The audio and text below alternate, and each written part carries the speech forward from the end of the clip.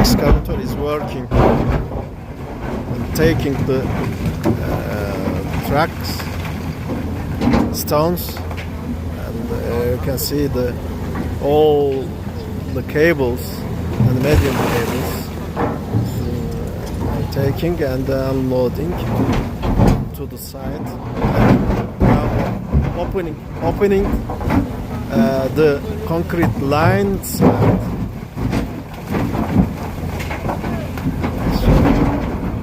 You can see the excavator's capacity is 50 tons, so that at the same time loading and unloading to the next to the concrete line.